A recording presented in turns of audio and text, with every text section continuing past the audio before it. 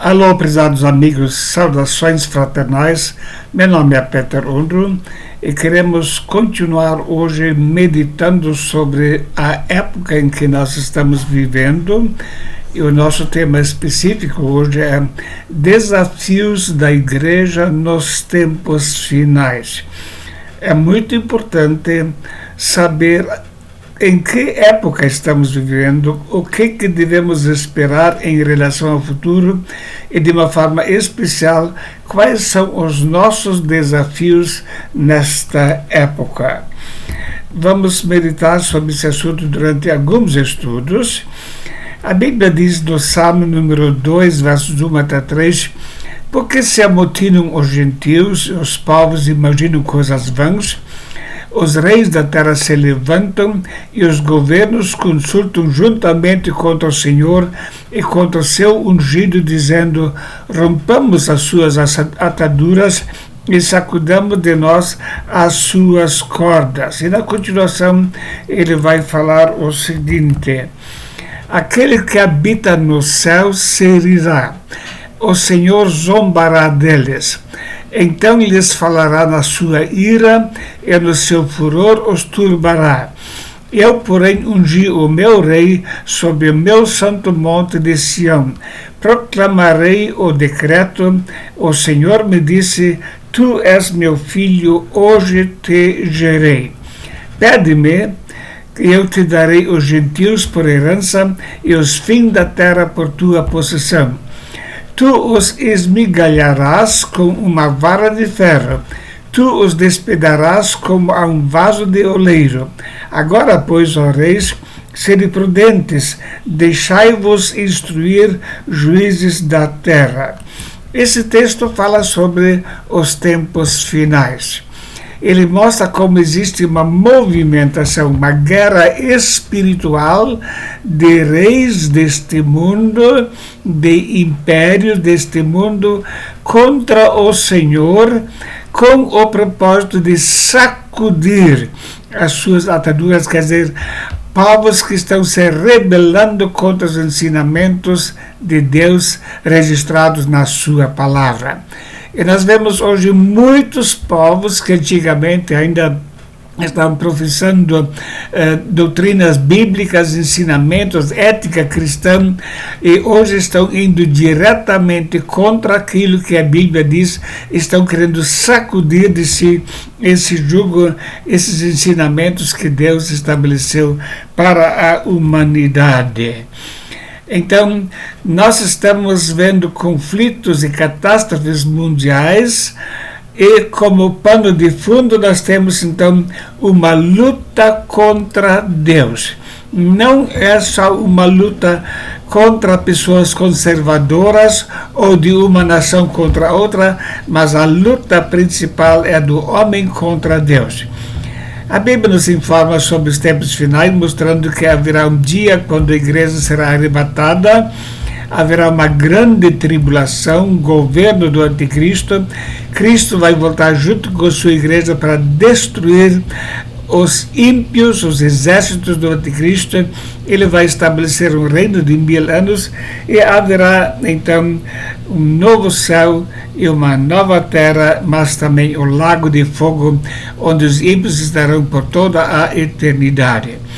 E a Bíblia nos mostra que antes do arrebatamento haverá o princípio das dores. É o tempo em que o plano está sendo elaborado e começando a ser executado de luta contra Deus. Isso envolve catástrofes naturais, envolve guerras, envolve pestes, especialmente a apostasia. Então, há muitas áreas envolvidas. Nós vemos hoje em dia catástrofes na natureza, conflitos bélicos, mudanças da área econômica, a área da saúde está sendo afetada, a área social está cada vez mais em perigo e especialmente a área espiritual, onde vemos acontecer uma grande apostasia. Então, alguns cenários do fim estão ficando cada vez mais claros. E nessa situação se fala cada vez mais sobre a nova ordem mundial. E essa nova ordem mundial requer mudanças radicais, especialmente nos países ocidentais, onde até pouco tempo atrás prevaleciam ainda princípios cristãos. E líderes mundiais estão cada vez mais falando que há necessidade de uma mudança de poder. Rússia e China querem uma nova ordem mundial. Putin e Xi buscam reduzir o poderio global dos Estados Unidos e criar áreas de influência próprias nas suas vizinhanças, e a crise na Ucrânia e a guerra na Ucrânia é apenas uma parte dessa estratégia. Reduzir a influência dos Estados Unidos, eles não podem ser mais a grande potência global. Mas a derrota dos Estados Unidos começou muito antes. Primeiro houve a derrota espiritual e moral, e como consequência, Deus evidentemente permite que outras nações vão estar tomando o lugar dos Estados Unidos atualmente. Então, líderes comunistas estão atualmente também falando da globalização. Um dos principais conselheiros assessores do Putin, Alexei Pushkov, ele disse: até que uma nova ordem mundial seja estabelecida, na qual os Estados Unidos sejam mais fracos. Então, o objetivo hoje é enfraquecer os Estados Unidos economicamente e militarmente também. Nós sabemos que tanto a Rússia como a China vão ter um papel muito importante nos tempos finais. A Rússia, quando invadirá junto com muitas nações Israel, a guerra de Gog e Magog, e a China na batalha de Armagedon, onde ela e seus aliados vão estar lutando com 200 milhões de soldados, conforme a Bíblia ensina. Por isso, a China e a Rússia estão cada vez mais em destaque na nossa época. Tudo isso é um preparo já para o governo do Anticristo. Até o próprio Avigdor Lieberman, ele disse, lá de Israel, o G7 precisa trabalhar junto com a China e Rússia para estabelecer uma nova ordem mundial. Então, sempre de novo se aponta essa necessidade de estabelecer uma nova ordem mundial. E nessa situação, a igreja enfrenta muitos desafios. E queremos, em alguns estudos, falar a respeito de algum desses desafios. E o primeiro que eu quero citar é: cale-se, profeta. Não fale mais aqui a palavra de Deus. Líderes comunistas infiltrados como sacerdotes na Igreja Católica.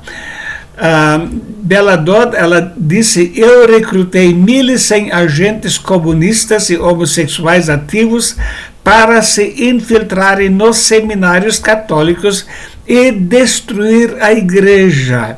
Então, homens estão sendo infiltrados dentro da Igreja Católica, e sabemos que a Igreja Católica vai ter um papel predominante dentro da grande meretriz, essa grande religião mundial da qual nos fala Apocalipse 17 e capítulo 18. Dentro dessa perspectiva, eles estão tentando silenciar todos os conservadores com valores cristãos. Esse é o grande objetivo deles. Mas essa tentativa já vem lá do tempo do Velho Testamento. Lemos a respeito de Amazias, de Israel, e disse Amazias a Amós: vai-te, ó vidente, e foge para a terra de Judá, e ali come o pão, e ali profetiza.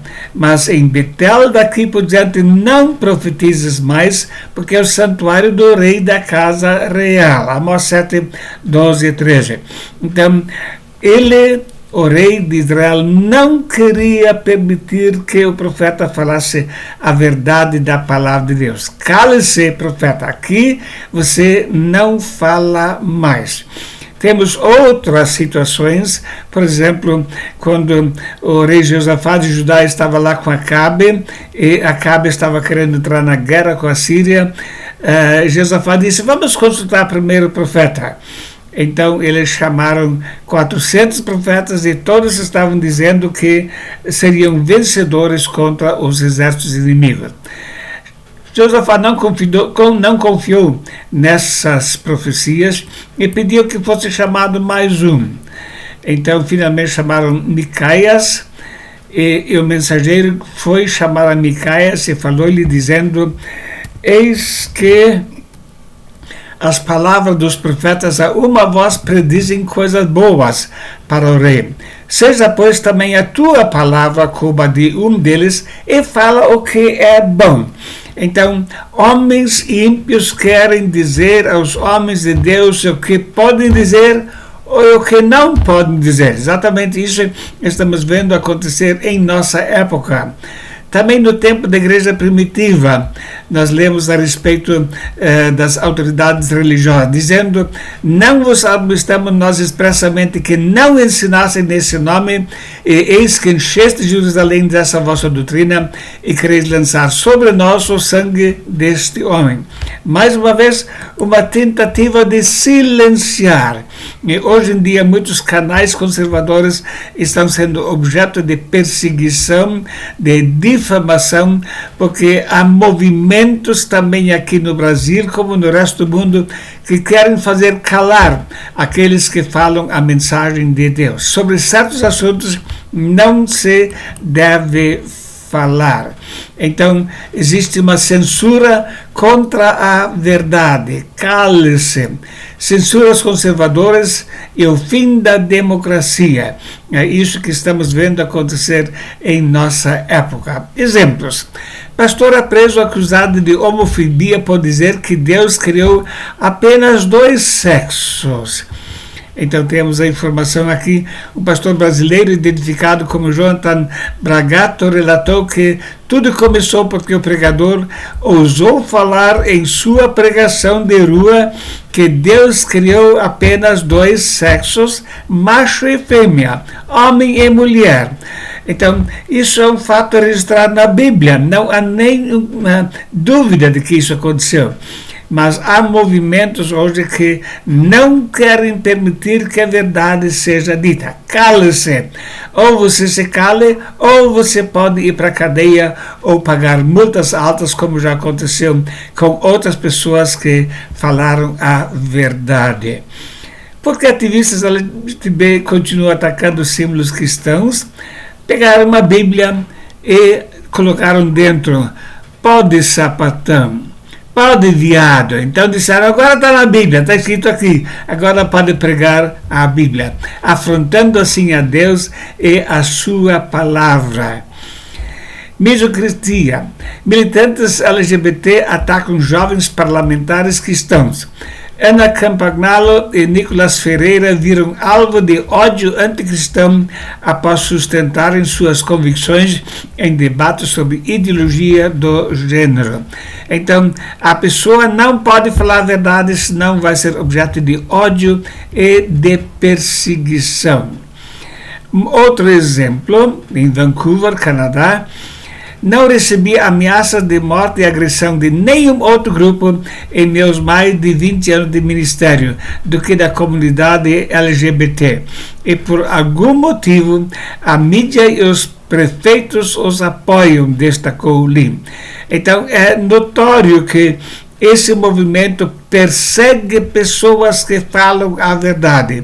Querem nos fazer calar para que a verdade não seja exposta. Falar a verdade pode custar a vida.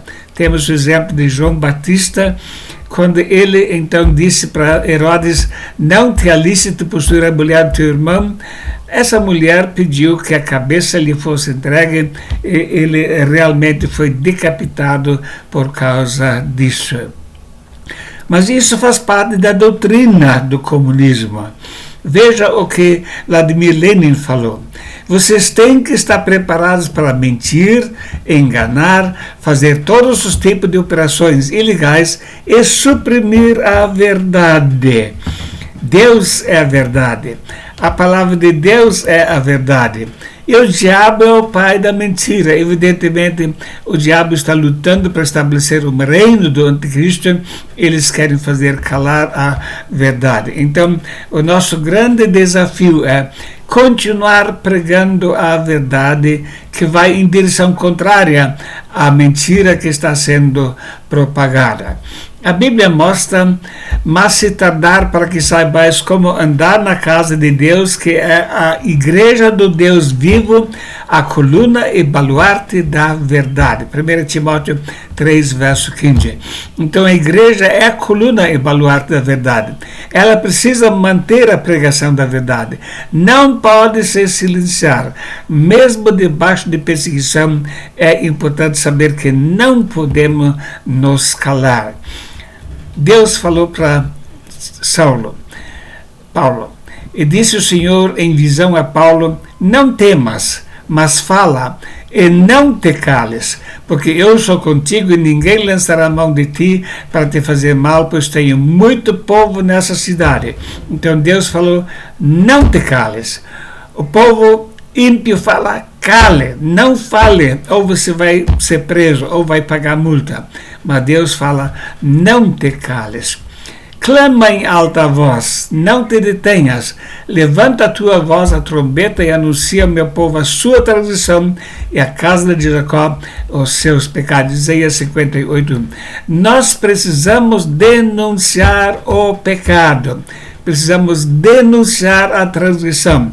Precisamos chamar o pecado pelo nome. O povo precisa saber a verdade para saber as consequências. Efésios capítulo 5, verso 11. E não comuniqueis com as obras infrutuosas das trevas, mas antes condenai-as. Então é necessário não silenciar, não participar, mas denunciar, condenar abertamente a conduta pecaminosa. Estratégia de Lula orienta a PT a criar núcleos evangélicos e o partido quer construir interpretação da Bíblia. Veja, esse grande teólogo, entre aspas, Lula, agora quer ensinar como interpretar a Bíblia na visão socialista. Isso é uma tentativa de deturpação e tem acontecido em todos os regimes comunistas. Eles estão querendo implantar isso aqui no Brasil também. Agora, infelizmente, existem igrejas, entre aspas, líderes que estão se deixando seduzir por essa onda de perversão.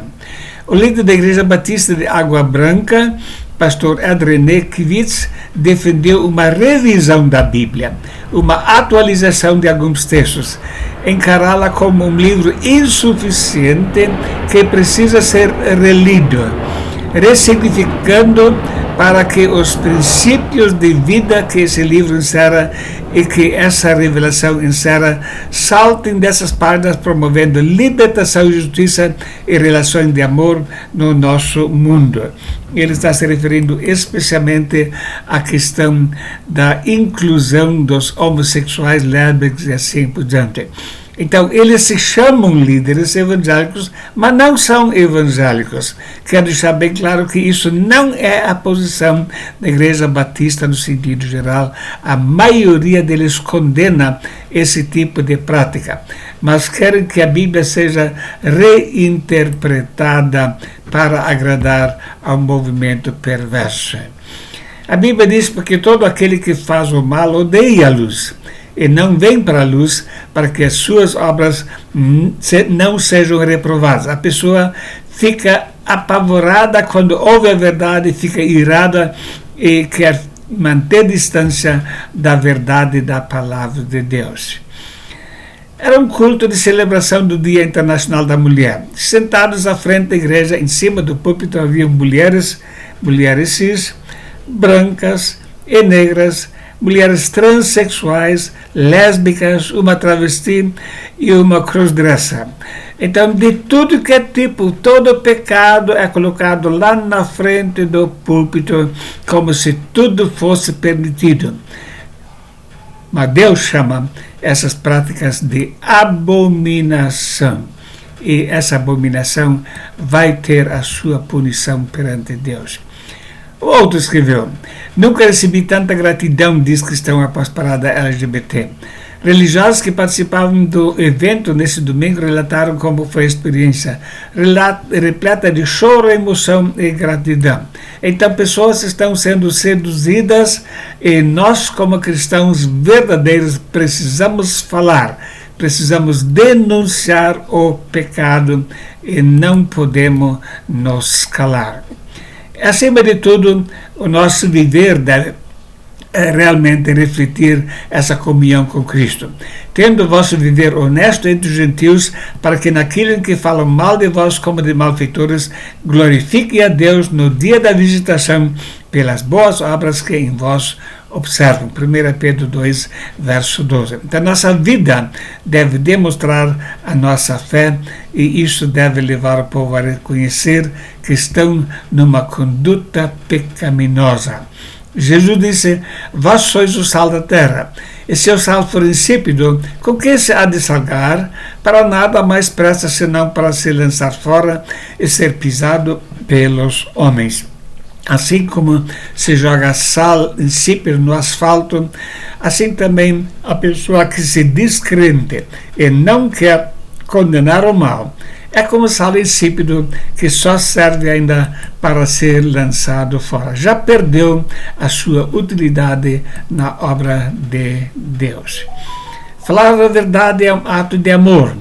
A Bíblia diz: conhecereis a verdade, e a verdade vos libertará. João capítulo 8, 32. Quando falamos a verdade, quando denunciamos o pecado, estamos demonstrando amor para que as pessoas possam se converter e conhecer o verdadeiro Evangelho.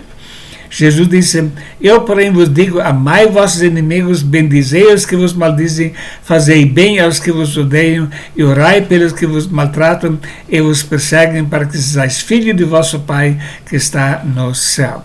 Mateus 5,44. Não devemos odiar nenhuma pessoa, independentemente da sua situação perante Deus. Devemos mostrar amor, e amor pode ser manifestado falando a verdade e ajudando a pessoa a reconhecer o seu estado de perdição e a necessidade de um arrependimento e vida eterna. E há muitas pessoas que trabalham com aqueles que têm uma orientação sexual diferente. A Bíblia diz: antes, seguindo a verdade em amor, cresçamos em tudo naquele que é a cabeça, Cristo. E isso significa ajudar a pessoa a se libertarem da condenação eterna. A Bíblia diz: quando eu disser ao ímpio, certamente morrerás, e tu não avisares, nem falares para avisar o ímpio acerca do seu mau caminho, para salvar a sua vida, aquele ímpio morrerá na sua iniquidade, mas o seu sangue da tua mão o requererei. Ezequiel 3, verso 18. Então, eu tenho uma responsabilidade perante aqueles que vivem no pecado de denunciar o pecado, mas apresentar a salvação em Cristo Jesus. Porque andando na carne não militamos segundo a carne, porque as armas da nossa milícia não são carnais, mas sim poderosas em Deus para a destruição de fortalezas. 2 Coríntios 10, 3 e 4. Então nós não lutamos com armas carnais, não ofendemos, não perseguimos, mas anunciamos a verdade. E essas armas é que podem mudar a vida de pessoas que estão perdidas. O mundo precisa da verdade. A única esperança, a verdade vos libertará. Desafios da igreja nos tempos finais. Nós queremos continuar no próximo estudo com esse tema, e que Deus possa nos ajudar a enxergar a nossa responsabilidade de zelo pela vida espiritual pessoal, mas também de tomada de posição bem clara frente ao pecado, para denunciar o erro e levar a pessoa ao conhecimento da salvação em Cristo Jesus. Muito obrigado por assistir a essa meditação, e que Deus o abençoe ricamente. Amém.